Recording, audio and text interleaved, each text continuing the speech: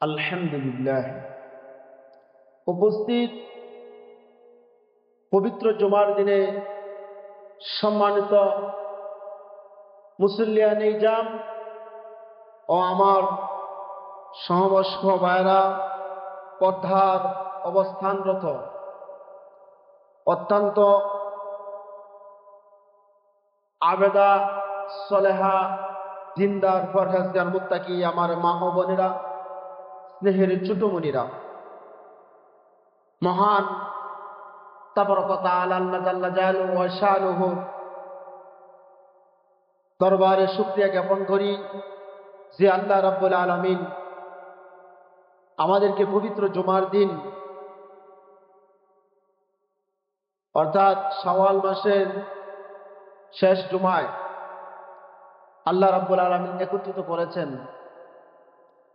বিভিন্ন জামালা থেকে পৃথক করে আল্লাহর হুকুম জুমার নামাজ আদায় করার জন্য অসংখ্য মানুষ থেকে যাচাই বাছাই করে, অতি আদর করে, অতি মায়া করে যে আল্লাহ রাব্বুল আলামিন আমাদেরকে আসার এবং বসার, কোরআন ও হাদিসের আলোচনা শোনা এবং বলার মতো তৌফিক এনায়েত করেছেন। আসুন সে আল্লাহর দরবারে প্রাণ খুলে সবটুকু আবেগকে উজাড় করে অন্তরের অন্তঃস্থল থেকে সিংহের মতো গর্জে আসে আকাশ বাতাসকে মুখরিত করে কালিমাতুশ শুকর আদায় করে নি, বলেন না আলহামদুলিল্লাহ।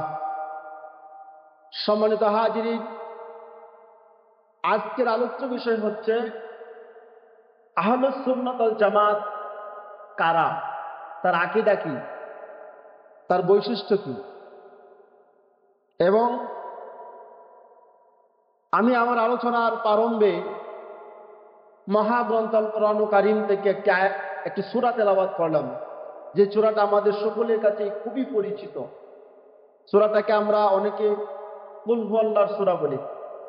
সূরাটার নাম কি? সূরা ইখলাস। এটা আল্লাহ তাআলার মহিমা, গুণ কীর্তন, তাওহীদের কথা ঘোষণা করা হয়েছে। সেই সম্পর্কে আলোচনা আসবে কোরআন এবং হাদিস থেকে। এই সূরাটার ফজিলত কি, এই সূরাটা যে যত বেশি তেলাওয়াত করবে তত তার মর্যাদা আল্লাহ বৃদ্ধি করে দেবেন, সুবহানাল্লাহ বলেন। ঠিক তদ্রূপ এই সূরা থেকে আল্লাহর তাওহীদের একাত্মবাদের ঘোষণা দেওয়া হয়েছে। সমস্ত নবী রাসূলরা তাওহীদের ঘোষণা দিয়েছেন, আল্লাহর দিকে আহ্বান করেছেন, আল্লাহর দিকে ডাক দিয়েছেন। তাওহীদ, একাত্মবাদ, যাকে আল্লাহ ছাড়া অন্য কারো কাছে মুসলমান মাথা নত করবে না, অন্য কারো দাসত্ব করবে না, অন্য কারো উপাসনা করবে না, তাবেদারি করবে না, একমাত্র আল্লাহর গুণ কীর্তন করবে, আল্লাহর প্রশংসা করবে। এটার উপরে তার পূর্ণ ঈমান এবং ইয়াকিন থাকতে হবে। তাওহীদের বিশ্বাসীরা ইহুদিরাও করত, খ্রিস্টানরাও করত, কিন্তু তারা আল্লাহর সাথে অন্য একজনকে উপাসনা হিসাবে শরীক করত, আল্লাহর সাথে আরেকজনকে অংশীদার সাব্যস্ত করত। প্রিয় ভাইয়েরা আমার, আহলুন সুন্নাহ ওয়াল জামাত, তিনটা কথা এখানে আছে। আহলুন শব্দের অর্থ হলো পরিবার, পরিজন, আহাল। সুন্নাহ, সুন্নতের অনুসারী, পাবন্দী হওয়া। জামাত, ঐক্যবদ্ধ হওয়া, দলবদ্ধ হওয়া, একত্রিত হওয়া। তিনটা কথায় সমন্বয় এখানে আছে। তাহলে আমরা সবাই দাবি করি আহলে সুন্নাত ওয়াল জামাত, কিন্তু প্রকৃত পক্ষে আহলে সুন্নাহ ওয়াল জামাত কারা, সেটার আলোচনা ইনশাআল্লাহ আসবে। আল্লাহ এবং আল্লাহ রাসূল কে আমরা স্বীকৃতি জ্ঞাপন করি, আল্লাহর একাত্মবাদের ঘোষণা দেই এবং আল্লাহর পরে আমরা স্থান দেই নবীদেরকে, সুবহানাল্লাহ বলেন।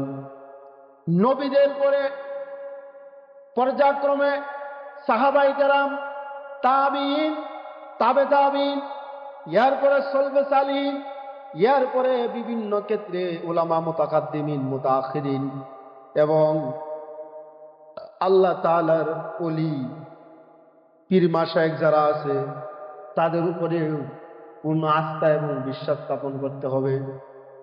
প্রিয় ভাইরা আমার, সূরা ইখলাস এটা মক্কা মুআজ্জামায় নাজিল হয়েছে। সূরাটাকে দুইটি ভাবে আমরা ভাগ করি। কোরআন কারীমে যতগুলো সূরা আছে সূরাটিকে দুইটি ভাগে, একটি হলো মাক্কি আর একটা হলো মাদানী। মাদানী সূরা হলো আপনার 28টি, মাক্কি হলো 98টি, 86, এরকম ভাবে আপনার 114টি সূরা। তাহলে এখানে আসেন, যেই সূরাটা অবতীর্ণ হয়েছে মক্কায় তাকে বলা হয় মাক্কি সূরা, যেই সূরাটি অবতীর্ণ হয়েছে মাদানী তাকে বলা হয় মাদানী সূরা। তাহলে কোরআন কারীমের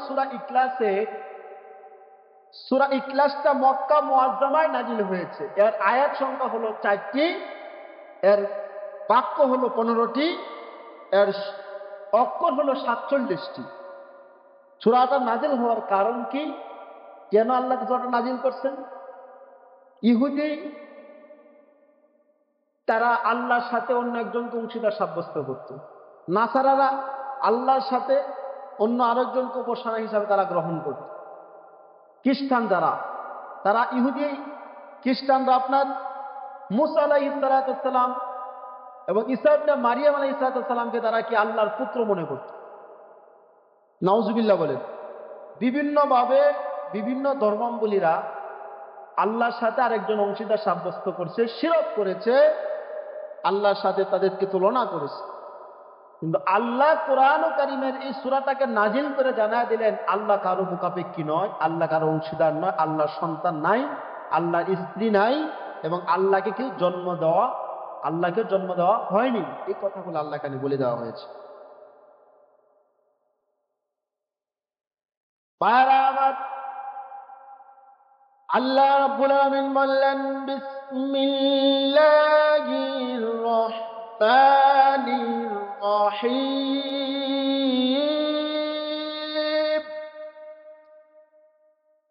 কুল হুয়াল্লাহু আহাদ। কুল, আপনি বলুন। আল্লাহ বলতেছেন রাসূলকে, কুল, আপনি বলুন, আল্লাহু আহাদ, আল্লাহ এক, আল্লাহ এক, অদ্বিতীয়, তার কোনো শরীক নেই। আল্লাহর সাথে কাউকে অংশীদার সাব্যস্ত করা যাবে না। আল্লাহ এক, অদ্বিতীয়, তার কোনো শরীক নেই। লাইসা কামিসলিহি শাইউন, আল্লাহর সাথে আল্লাহর সাদৃশ্য কেউ হতে পারে না। তিনি হলেন আল্লাহর সাদৃশ্য কেউ হতে পারে, তিনি সর্বদ্রষ্টা এবং সর্বশ্রোতা। প্রিয় ভাইরা আমার, আল্লাহ কোরআন বলতেছেন, কুল হুয়াল্লাহু আহাদ, আল্লাহুস সামাদ। আল্লাহ কারো মুখাপেক্ষী নয়।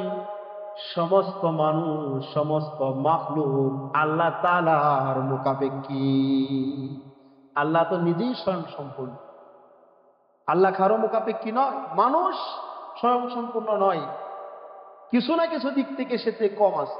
যদি কারো ধন সম্পদ বেশি থাকে, তার মেধা কম, অথবা কারো মেধা আছে ধন সম্পদ না, অথবা চেহারা ভালো না, অথবা যে কোনো প্রয়োজন একজন আরেকজনের কাছে যেতে হয়। কিন্তু আল্লাহ রাব্বুল আলামিন তিনি হলেন একেবারে স্বয়ং সম্পূর্ণ।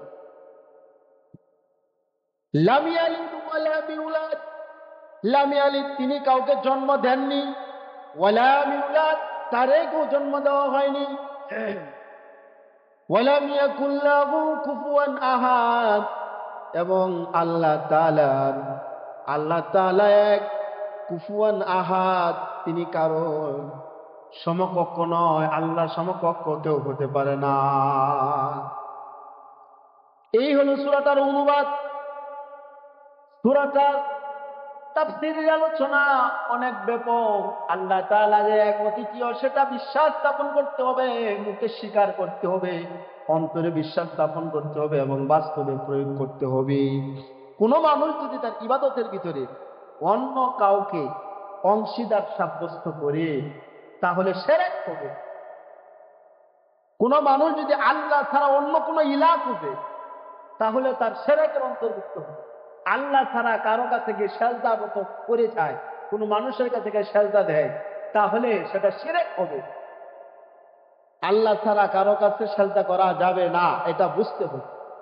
একদল ভণ্ড বাহির হয়েছে, সেজদায় পড়ে গে মাজারে, সেজদায় পড়ে পিশাবের পায়ের মাঝে, কোন নাউজুবিল্লাহ।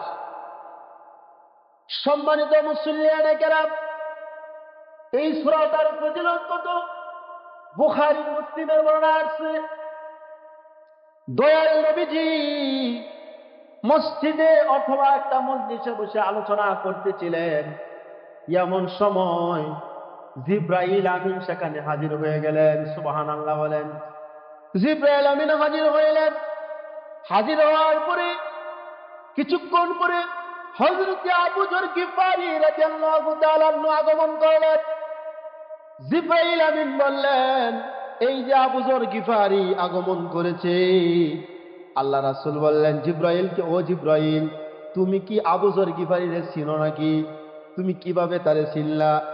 জিব্রাইল আমিন বললেন, ইয়া রাসূলুল্লাহ, ইয়া হাবিবাল্লাহ, হযরত আবু যর গিফারী রাদিয়াল্লাহু তাআলা আনহু তিনি সাধারণ কোনো মানুষ নয়, আল্লাহ রাব্বুল আলামিনের কাছে এত পরিচিতি লাভ করেছে।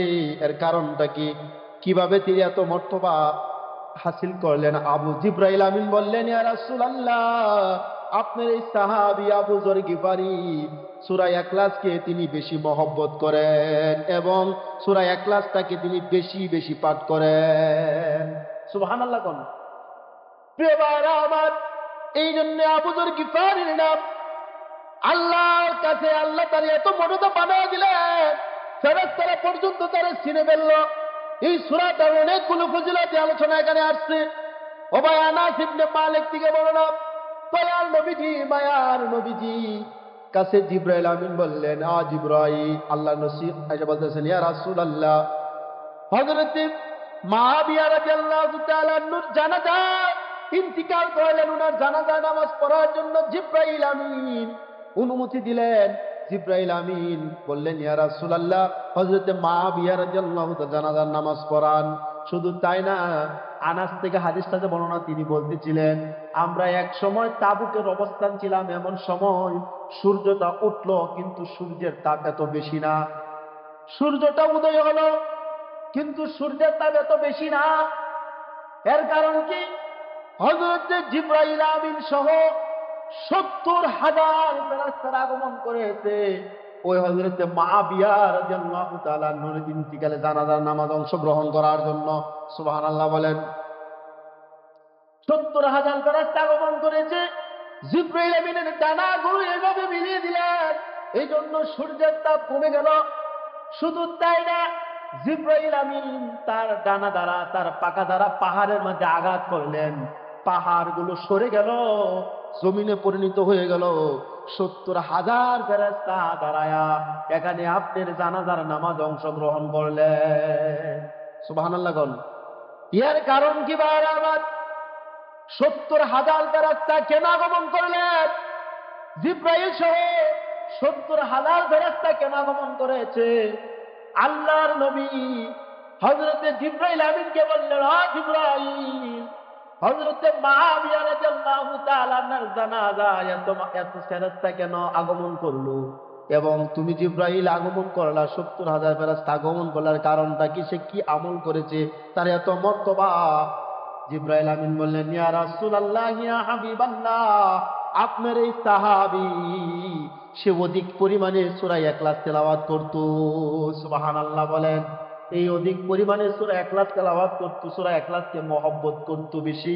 এই কারণে আল্লাহ তাআলা তার জানাজার নামাজে ৭০,০০০ ফেরেশতা পাঠায়া দিলেন।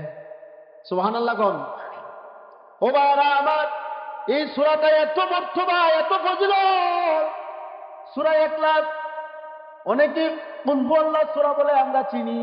এই সূরাটা এত ফজিলত। হযরত সাদ রাদিয়াল্লাহু তাআলা আনহু, আবু আইয়ুব আনসারী রাদিয়াল্লাহু তাআলা বর্ণনা করলেন, দয়াল নবীর কাছে এক ব্যক্তি এসে আরজ করল, ইয়া রাসূলুল্লাহ, ইয়া হাবিবাল্লাহ, আমি দরিদ্র, আমাকে কিছু বিষয়, আমাকে আমল শিক্ষা দিন, যাতে করে আমি সচ্ছলতা লাভ করতে পারি। আমি অভাব অনটনে আছি, আপনি আমার এমন কিছু আমল বলে দেন যে আমলের মাধ্যমে আমি সচ্ছলতা লাভ করতে পারি, আমি ধনী হইতে পারি। রাসূল আরবি বললেন, তুমি যখন গড়ে আগমন করবে, নিজের গড়ে যখন তুমি যাবে, তখন তুমি সেখানে লোক দেখলে, ঘরের ভিতরে লোকজন থাকলে তুমি সালাম প্রদান করবে। যদি ঘরের ভিতরে তুমি লোকজন না পাও, এরপরে তুমি সালাম দিবে, সালাম দিয়ে ঘরে প্রবেশ করবে। সালাম দিয়ে ঘরে প্রবেশ করার পরে সূরা ইখলাস তুমি একবার পাঠ করবে। সুবহানাল্লাহ কোন সূরা ইখলাসটা তুমি একবার পাঠ করবে। এই কথা আল্লাহ রাসূল বললেন, ঠিক ওই ব্যক্তি এইরূপ আমলটা তিনি করতেছিলেন। কিছুদিন পরে আল্লাহ তাআলা এত ধন সম্পদের মালিক তারে বানায়া দিলেন, তার মাধ্যমে এলাকার অন্যান্য লোকজন উপকৃত হয়ে গেল। সুবহানাল্লাহ বলেন। ওয়ারা আমার, শুধু তাই না, আরো বর্ণনা, আরো ফজিলত আছে। আল্লাহ নবী সাহাবী তিনি বলতেছেন, তিনি আলোচনা করতেছিলেন, আলোচনা করার পরে তিনি বলতেছেন, কেউ কি তোমাদের রাতের মধ্যে দাঁড়ায়া সূরা 1/3 কোরআন শরীফ পাঠ করতে পারবা? তোমাদের মধ্যে এমন কেউ আছে, শক্তি সামর্থ্য কেউ তোমাদের মধ্যে আছে নাকি? লোকজন বলল, এরকম শক্তি সামর্থ্য কার নাই? কেউ তো নাই। রাত্রে দাঁড়ায় 1/3 কোরআনের পাঠ করা, মানে 30 পারা কোরআনের 10 পারা পাঠ করা, রাতে দাঁড়ায় ইবাদত করলে অনেক সময়ের দরকার না?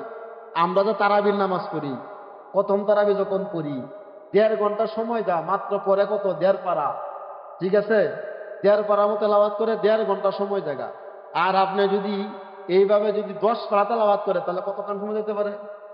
অনেক সময়ের দরকার না? তাও কি দ্রুত গতিতে, বিদ্যুতের গতিতে পড়ে হাফেজ সাহেবরা। তখন ওই সাহাবী বলতেছেন, এরকম শক্তি সামর্থ্য তো কেউ নাই, পড়তে পারবে না। ওই সাহাবী বললেন, তোমরা সূরা ইখলাস পাঠ করবে। সূরা ইখলাস পাঠ করলে কোরআনের 1/3 পাঠ করার সমান সওয়াব পাবে। সুবহানাল্লাহ বলেন। এমন সময় রাসূলুল্লাহ আগমন করলেন। রাসূল বললেন, ঠিক বলেছে আমার সাহাবী। সুবহানাল্লাহ, ঠিক বলেছে, ঠিক আছে। ভাইরা আমার, সূরা ইখলাস 3 বার পাঠ করলে এক কদম কোরআনের সব আল্লাহ তাআলা আপনার আমলনামায় লিখে দিবেন। সুবহানাল্লাহ বলেন। সূরাটা কি ছোট্ট সূরা না? সবাই আমার সাথে বলেন, বিসমিল্লাহির রহমানির রহিম। কুল হুয়াল্লাহু আহাদ, আল্লাহুস সামাদ, লাম ইয়ালিদ ওয়া লাম ইউলাদ ওয়ালাম ইয়াকুন লাহু কুফুয়ান আহাদ। শুদ্ধ করে পাঠ করবেন। কেউ বলে কুল হুয়াল্লাহু আহাদ, ভুল হবে। কুল কলকলা হরফ, কুল অর্থ বলুন, আর কুল অর্থ হলো খাওয়া। কুল অর্থ বলা, কুল হুয়াল্লাহু, আল্লাহ খায়, নাউজুবিল্লাহ বলেন। পড়তে হবে কি? কুল হুয়াল্লাহু আহাদ। আল্লাহ বলুন, আল্লাহ এক। আল্লাহ নবীকে বলতেছেন, হে নবী আপনি বলেন আল্লাহ এক। কুল কলকলা হরফ, কুল হুয়াল্লাহু আহাদ। হে নবী আপনি বলুন আল্লাহ এক। আল্লাহুস সামাদ, আল্লাহ কারো মুখাপেক্ষী নয়।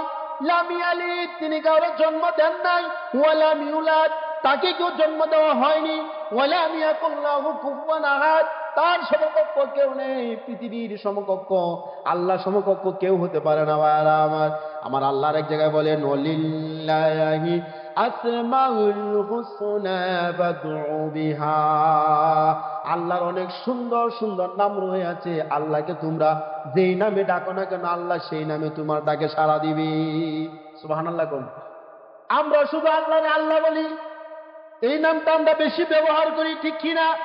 কিন্তু আল্লাহ 99 নাম আমরা জানি, সিফাতি নাম আছে 99টি, আল্লাহ অসংখ্য নাম আছে, কিন্তু প্রসিদ্ধ সিফাতি নাম হলো 99টা নাম। যেমন আল্লাহর নাম আছে গাফফার, আল্লাহর নাম আছে সাত্তার, আল্লাহর নাম আছে রাহিম, সিফাতি নাম জাব্বার, এরপরে হলো রাজ্জাক, খালেক, ঠিক আছে। এরকম ভাবে অনেকগুলো নাম আছে। যেই নামে তুমি আল্লাহর আহ্বান করো, ডাকো, সেই নামে আল্লাহ রাব্বুল আলামিন সাড়া দেবে। সুবহানাল্লাহ বল। ও ভাইরা আমার, আল্লাহ রাব্বুল আলামিন তিনি বলতেছেন, আল্লাহ আসমান এবং জমিনকে দিনে 6 দিনে সৃষ্টি করেছেন। আল্লাহ রাব্বুল আলামিন বলতেছেন, ইন্না রাব্বাকুমুল্লাযী খালাকাস সামাওয়াতি ওয়াল আরদি ফি সিত্তাতি আইয়ামিন সুম্মা ইসতাওয়া আলাল আরশ। আল্লাহ তাআলা আসমান এবং জমিন সৃষ্টি করছেন 6 দিনে। কয় দিনে সৃষ্টি করছেন? 6 দিনে। এরপরে আল্লাহ তাআলা আরশে সমাসীন আছেন। সুবহানাল্লাহ বলেন। এখন যদি ধারণা করেন আল্লাহ আরশে আছেন, আরশে আজিমে আছেন, আমরা জমিনে আছি, আল্লাহ সব জায়গায় বিরাজমান। আয়াতটা এখানে এটা বলা হয়েছে, কিন্তু এর তাফসিরে আলোচনা আসছে আল্লাহ সব জায়গায় বিরাজমান। আপনি যেখানে থাকেন না কেন ওই জায়গাতেই আল্লাহ আছে। কি বলেন, আছে না নাই? এটার প্রতি ঈমান আকীদা ঠিক থাকতে হবে। আপনি অন্ধকারে ঘরে থাকলে সেই জায়গায় আল্লাহ সব জায়গায় আল্লাহ বিরাজমান। কিভাবে থাকলে এটা আল্লাহই ভালো জানেন। এটা এখানে বিশ্লেষণ করা যাবে না। আল্লাহকে নিয়ে কোনো বিশ্লেষণ চলবে না। আল্লাহ কিভাবে থাকেন, আল্লাহ দেখেন কিভাবে দেখেন, তার হাত কেমন, পাও কেমন, এগুলো বিশ্লেষণ করা যাবে না। তাহলে অত্যন্ত কবিরা গুনাহ হবে। আল্লাহ আছেন, কিভাবে আছেন আল্লাহি আল্লাহ ভালো জানেন। আল্লাহ তার আখার অঙ্গ প্রত্যঙ্গ নিয়ে আলোচনা করা যাবে না। আহলে সুন্নাত জামাতের আকীদাটা এমনই হবে। আহলে সুন্নাত ওয়াল জামাতের আকীদাগুলো কি ভাইরা আমার? আল্লাহ একাত্মবাদ, আল্লাহকে একাত্মবাদ নামে স্বীকৃতি প্রদান করা। এরপরে নবীদেরকে সমস্ত নবীরা নিষ্পাপ মাসুম, এটাকে এক বাক্যে স্বীকার করা। সমস্ত নবীরা হলো নিষ্পাপ মাসুম, নবীদের কোনো গুনাহ নাই, এটা আপনার বিশ্বাস স্থাপন করতে হবে। এরপরে সাহাবায়ে কেরামকে আপনার সত্যের মাপকাঠি হিসাবে আপনি মেনে নিতে হবে। ইমাম আবু হানিফা, ইমাম শাফি, ইমাম আহমদ ইবনে হাম্বল, ইমাম মালিক, এই 4 জন ইমামকে আপনার 4 জনের উপর ইমানের উপর আপনার বিশ্বাস স্থাপন করতে হবে। 4 জনকে আমার যে কোনো একজনে মানেন, সমস্যা নাই। এখন আসেন, আমাদের দেশে কিছু নিজেরা আহলে হাদিস বলে দাবি করে। এদেরকে আহলে হাদিস বলা যাবে না। আহলে হাদিস কে বলা যাবে না কেন জানেন? আহলে হাদিস কোন হাদিসের অনুসারী, তারা তো আহলে হাদিস অনুসরণ, তারা তো হাদিস অনুসরণ সব করে না। তাহলে বলা হয় লা মাযহাবি, মাযহাব তারা মানে না। 4 ইমামরে কোন ইমামই তারা মানে না। ইমাম আবু হানিফারও মানে না, শাফিরও মানে না, মালিকও মানে না, হাম্বলিরও মানে না। এটাকে বলা হয় লা মাযহাবি। বলতে ওরা কি লা মাযহাবি। ওদের অনেকগুলো নাম আছে। রফু দাইন, ওরা হাত উত্তোলন করে, রফুল দাইন অথবা লা মাযহাবি, এরকম নাম দিবেন, কিন্তু আহলে হাদিস বলা যাবে না। এখন আসেন, আহলে সুন্নাত ওয়াল জামাত তার আকীদা হবে আল্লাহকে একাত্মবাদ হিসেবে মানে নিতে হবে। এবং নবীরা আলাম্বিয়া ও মাসুম, সমস্ত নবীরা হলো নিষ্পাপ, তারা কোনো গুনাহ করে নাই। এটা আপনার এক বাক্যে স্বীকার করতে হবে। সাহাবায়ে কেরাম এর উপর ঈমান আনতে অটল থাকতে হবে। পৃথিবীর আল্লাহর স্থান আল্লাহর জায়গায়, নবীর স্থান নবীর জায়গায়, সাহাবাদের স্থান সাহাবাদের জায়গায়, এরপরে তাবিনের জায়গায় তাদের স্থান, এরপরে বিভিন্ন পর্যায়ে উলামায়ে কেরাম, পীর মাশায়েখ তারা আছে, তাদের স্থান আলাদা আলাদা আছে এখানে। এখন আসেন, সমস্ত সাহাবায়ে কেরামের যদি এক পাল্লায় রাখা হয়, সমস্ত সাহাবায়ে কেরামকে যদি এক পাল্লায় রাখা হয়, তাহলে আমার নবীর পায়ের ধুলো সমপরিমাণ সাহাবায়ে কেরামরা হবে না। সুবহানাল্লাহ বলেন না। সমস্ত নবীরা যদি এক পাল্লায় রাখা হয়, আমার আল্লাহর সমপর্যায় কি হবে? হবে না। তাহলে আল্লাহর শান মান আল্লাহর জায়গায়। এখানে অনেকে ভুল করে উল্টাপাল্টা বলে, উল্টাপাল্টা লাগার কারণে অনেক সময় আকীদা সমস্যা হয়ে যায়। আল্লাহর শান মান আল্লাহর জায়গায়, নবীর শান মান নবীর জায়গায়। সমস্ত সাহাবায়ে কেরামকে এক পাল্লায় রাখলে নবীর পায়ের ধুলো পরিমাণ হবে না। এমনকি সমস্ত সাহাবায়ে কেরামের পায়ের ধুলো এক পাল্লায়, অর্থাৎ পৃথিবীর যত উলামায়ে কেরাম আছে সমস্ত আলেমদেরকে এক পাল্লায় রাখলে সাহাবায়ে কেরামের পায়ের ধুলো সমপরিমাণ হবে না। রাসূল বললেন, আস-সাহাবিকান নুজুম, আমার সাহাবারা হলো আকাশের নক্ষত্র সমতুল্য। এই জন্য সাহাবায়ে কেরামকে আপনি মাপকাঠি মেনে নিতে হবে। আবু বকর, চার খুলাফা অর্থাৎ আবু বকর, উমর, উসমান, আলী, এই চারজন সাহাবা হলো, তারা হলো খলিফা, তাদেরকে আপনার মানে নিতে হবে। এটা আহলে সুন্নাত জামাতের আকীদা। এরপরে আপনার আহলে সুন্নাত জামাতের আকীদা হলো আপনার অলিদের কারামত সত্য, এটা আপনি বিশ্বাস স্থাপন করতে হবে। কারামত আউলিয়া হাকুন, অলিদের কারামত সত্য। অলি কারা? অলি হলো আমরা যেটাকে পীর মাশায়েখ বলি। পীর মাশায়েখ যাদেরকে বলি তারা হলো আল্লাহর ওলি, তাদের কারামত সত্য, এটা আপনার আহলে সুন্নাত জামাতের আকীদা বিশ্বাস স্থাপন করতে হবে। ও ভাইরা আমার, শুধু তাই না, এবং তাদেরকে আপনার তাদের মাজার জিয়ারত করা এটা বেদাত না, এটা সুন্নত, আপনি করবেন। ওলিদের মাজার জিয়ারত করতে যাবেন, এবং কি আপনার বড় বড় উলামায়ে কেরাম যাদের আছে তাদের কবর জিয়ারত করতে যাবেন। এটা যারা বলে বেদাত, যারা বলে শিরক, এটা তাদের কথা সঠিক না। তাদের কথা কি সঠিক নয়? আল্লাহর ওলিরা এই দেশে ইসলাম কায়েম করেছে।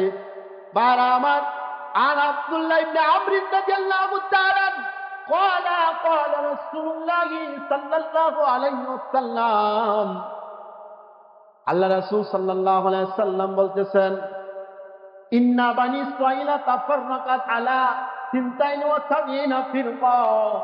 রাসূল আরবি বললেন, বনি ইসরাঈল 72 দলে বিভক্ত হয়েছিল। 72 দলের ভিতরে 71 দলে ফেকরা পথভ্রষ্ট, 71 দলই পথভ্রষ্ট জাহান্নামী। আল্লাহ নবী বললেন, অত্যাত্তারিকু উম্মতি আলা সালাসিনা সাবঈনা মিল্লাতান কুল্লুহুম ফিন্নার ইল্লা মিল্লাতান ওয়াহিদা। ক্বালু ওয়া মান হিয়া ইয়া রাসূলুল্লাহ? ক্বালা মা আনা আলাইহি ওয়া সাহাবিহি। রাওয়াহু তিরমিজি। তিরমিজি শরীফের বর্ণনা। ভাইরা আমার, আব্দুল্লাহ ইবনে আমর থেকে হাদিসটা বর্ণনা। রাসূলুল্লাহ বলেছেন, বনি ইসরাঈল 72 দলে বিভক্ত হয়েছে। 72 দলের মধ্যে 71 দল ফেকরা, প্রত্যেকটা দলের মধ্যে একটা করে আপনার, প্রত্যেকটা দলের ভিতরে বনি ইসরাঈল একটা দল হক দল ছিল, আর সব দলই পথভ্রষ্ট ছিল। ঠিক তদ্রূপ ভাবে আমার উম্মতের ভিতরেও 73 দলে বিভক্ত হবে। 72 দলই হলো ফেকরা পথভ্রষ্ট। 72 দলই হবে পথভ্রষ্ট। এটা কোনো ইহুদি নাসারার ভিতরে হবে না, হিন্দুদের ভিতরে হবে না, মুসলমানের ভিতরে 73 দল হবে। মুসলমানের ভিতরে 73 দলে 72 দল পথভ্রষ্ট হবে। সাহাবায়ে কেরাম বললেন, কালু ওয়া মান হিয়া ইয়া রাসূলুল্লাহ? 72 দল বললেন পথভ্রষ্ট, কিন্তু একটা দল হবে জান্নাতি। কাল, সেটা কোন দল? রাসূল বললেন, কালা মা আনা আলাইহি ওয়া সাহাবিহি, আমি এবং আমার সাহাবারা যেই পথে থাকবে সেটাই হবে জান্নাতি দল, সেটা হবে নাজাতের দল। সুবহানাল্লাহ বলেন। যেই মানুষগুলো সাহাবায়ে কেরাম নিয়ে সমালোচনা করে তারা সঠিকভাবে আহলে সুন্নাত জামাতের দাবিদার হতে পারে না। যারা ওলিদেরকে নিয়ে সমালোচনা করে তারা আহলে সুন্নাত জামাতের দাবিদার হতে পারে না। কি কথা, কি বলেন, ঠিক কিনা?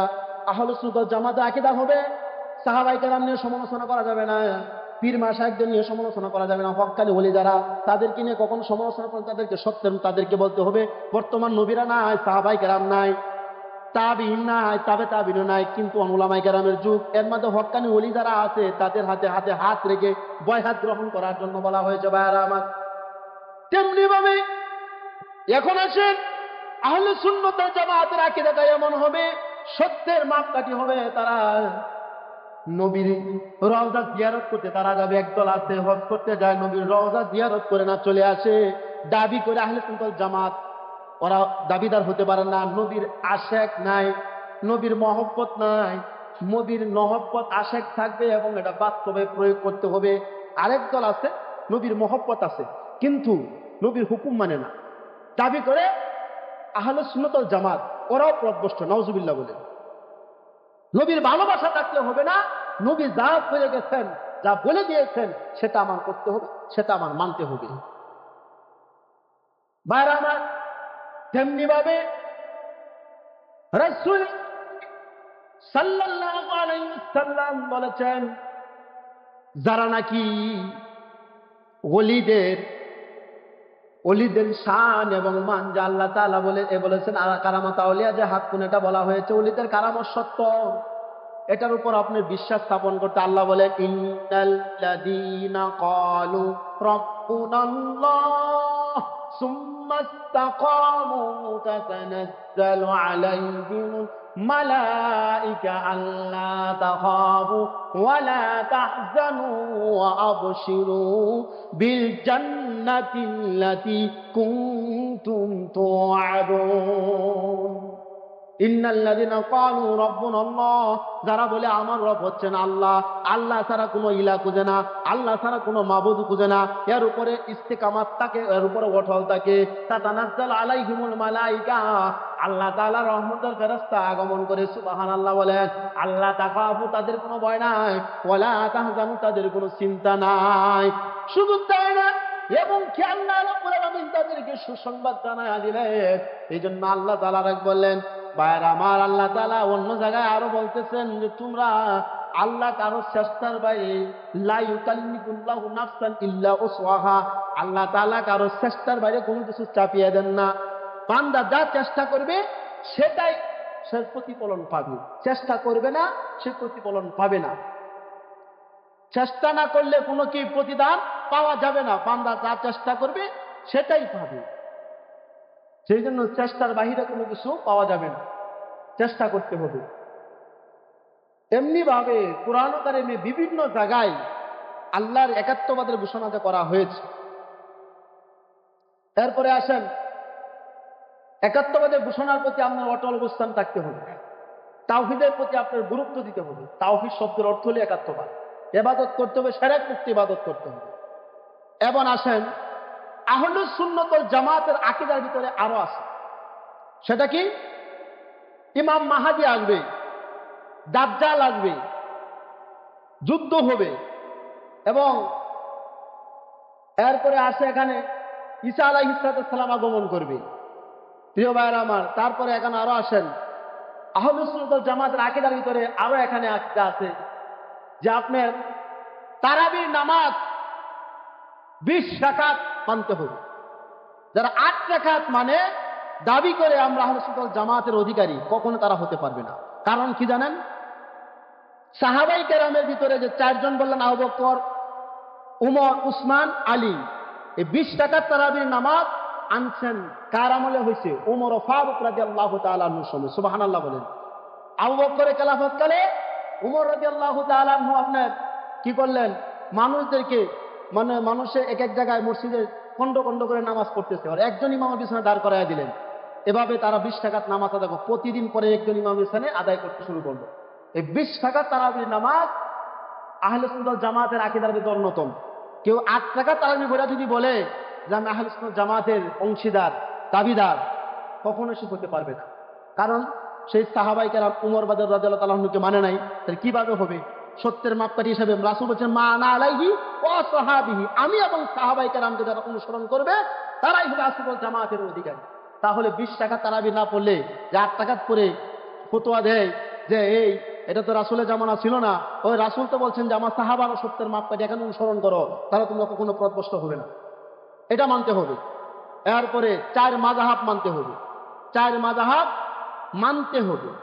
ঈসা আলাইহিস সালাম আপনার বাবার নামে, মার নামে, উস্তাদের নামে, ওলি আল্লাহদের নামে ঈসা আলাইহিস সালাম মাহফিল করা আহলে সুন্নাত জামাতের আকীদা। এটাকে যে কেবল শিরক বেদাত বলবে, তাহলে আসলে জামাতের শরীফের আকীদা হতে পারবে না। এরপরে আপনার আরো আসেন, মানুষ ইন্তিকাল করলে আমরা তাদের জন্য দোয়া করি না? দোয়া করার মাধ্যমে আমরা এখানে কোরআন খতম করে দেওয়া হয়, বিভিন্নভাবে দোয়া করা হয়, মাহফিল করা হয়। এইগুলো আপনার এগুলো করা, এগুলো রাসূল সাল্লাল্লাহু আলাইহি ওয়াসাল্লাম হাদিসে আসছে যে মানুষ মারা যাওয়ার পরে সমস্ত আমল তার বন্ধ হইয়া যায়। কিন্তু এই আমলগুলো আপনার যে নেককার সন্তান, যে এখানে হাদিসে আছে আওয়ালাদুন সালিহুন ইয়াদউ লাহু, নেককার সন্তান যদি হাত তুলে দোয়া করে, তাহলে এই সবটা কিয়ামত পর্যন্ত তার কবরে সব পাবে। সুবহানাল্লাহ বলেন। তাহলে যদি এটা যদি আপনি বিশ্বাস স্থাপন না করেন, তাহলে তো আপনার এখানে কবর জিয়ারত করলে আপনার মা বাবার নামে বা আপনার আত্মীয় স্বজনের নামে আপনি সব পাবেন না, পাবে না। আহলে সুন্নাত জামাতের আকীদার মধ্যে এটা অন্যতম। এবং আরো আকীদা এখানে আছে, আহলে সুন্নাত ওয়াল জামাতের আকীদার ভিতরে আরো আকীদা আছে, কোন ইমাম যদি ভুল করে, ইমাম ভুল করছে, তার সংশোধন হওয়ার জন্য 3 বার তাকে সময় দেন। সংশোধন হলো না, ওই ইমামকে সম্মানের সহিত তাকে বিদায় দেবে। 3 বার পর্যন্ত সুযোগ দেওয়ার এখতিয়ার আছে। আর একজন ইমাম ভুল ভুল তো মানুষের হতেই পারে, তাৎক্ষণিক তারকে অপমান করলেন, অপদস্থ করলেন, এটা আহলে সুন্নাত জামাতের আকীদা অনুসারী হতে পারে না। ভাইরা আমার, এবং আপনার বর্তমান সময়ে এই ইন্টারনেট, ফেসবুকের যুগে, ইউটিউবের যুগে, ডিজিটাল যুগে, স্মার্ট বাংলাদেশের যুগে অধিকাংশ মানুষ সঠিক রাস্তা খুঁজে পাচ্ছে না। মোবাইলে সাইটে নানান ধরনের কিতাবাদি এই পুরিয়া পথভ্রষ্ট ভিতরে পড়ছে। সেই জন্যই এই যুগে আপনার 4 মাযহাবের যে কোনো একজন মাযহাবকে অনুসরণ করতে হবে। ইমাম আবু হানিফা রহমতুল্লাহ আলাই, ইমাম শাফি বলে গেছিলেন, ইমাম আবু হানিফা যদি না থাকতো আর মাসলা যদি উদ্ঘাটন না করতো, তাহলে মানুষ মাসালা কোরআন হাদিস কিছুই বুঝতো না। তারা ইমামরা ঠিক ছিল, তারা ইখতিলাফ করছে, কিন্তু কারো সাথে আপনার কি হয় নাই, মতানৈক্য হয়েছে। কিন্তু আমাদের এই বর্তমান সময়ের ভিতরে এমন অবস্থা, আমাদের আকীদাগত দিক থেকে নানান সমস্যা জর্জরিত আমরা। বাইরে আমার সময় একেবারে সংক্ষিপ্ত, এই জন্য মূল মাসলাক আপনি ঠিক থাকতে হবে। আপনি নামাজ 5 ওয়াক্ত পড়েন না, 9 ওয়াক্ত পড়েন নামাজ। হানাফি মাযহাব 5 ওয়াক্ত পড়ে, শাফি মাযহাব 5 ওয়াক্ত পড়ে, কেউ 6 ওয়াক্ত পড়ে না, পড়লে অন্যান্য নফল পড়ে। আপনিও ক্যাবলা দিক থেকে পড়েন, আমিও ক্যাবলার দিক থেকে পড়ি, ঠিক আছে। সমস্যা কিছু সামান্য কিছু সামথিং মাসালাতে সমস্যা, কেউ মিলাদ করে কেউ করে না, তাই নাকি? এরকম মধ্যে আছে। কিন্তু উলামায়ে দেওবন্দ, যারা আমরা দেওবন্দের অনুসারী অনেকে দাবিদার, তাদের জীবনী আলোচনা করেন, তাদের প্রত্যেকের বাড়িতে মিলাদ অনুষ্ঠান হয়েছে। শাহ ওলিউল্লাহ মুহাদ্দিস দেওবন্দি, আশরাফ আলী থানভীর বাড়িতে ওনাদের বড় বড় তারা ছিলেন। এরপরে আমরা রশিদ আহমদ গাঙ্গী রহমতুল্লাহ আলাই, তাদের বাড়িতে কাসেম নানতুবি রহমতুল্লাহ আলাই, তাদের বাড়িতে আপনার কি ঈদে মিলাদুন্নবী অনুষ্ঠান আলোচনা করছে। বর্তমান সময়ে আমরা এটাকে নিয়ে বিভিন্ন সময় কি বিতর্কিত জড়াই। শুধু এটাই না, আমাদের বাংলাদেশের বড় একজন বুখারী শরীফের বাংলা অনুবাদ যিনি করছিলেন, ব্যাখ্যা যিনি করছিলেন, মামুনুল হকের বাবা আল্লাহ মাজরুল হক সাহেব, উনার কিতাবেও ঈদে মিলাদুন্নবী ব্যাপারে আলোচনা করে গেছেন। যারা মুহাক্কিক বড় বড় আলেম, তারা কখনোই অস্বীকার করে না ঈদে মিলাদুন্নবী নাই। শুধু এইটাই না, আপনার নজরুল ইসলাম কাসিমি উনিও বলতেছে তোমরা মিলাদ পুজো না, এই জন্য মিলাদ করো না, আমি মিলাদ পুজি, মিলাদের সাত পুজো, এই জন্য মিলাদ করি। তারা কিতাব পড়ছে, গবেষণা করছে, বলছে আরো পড়াশোনা করো তোমরা।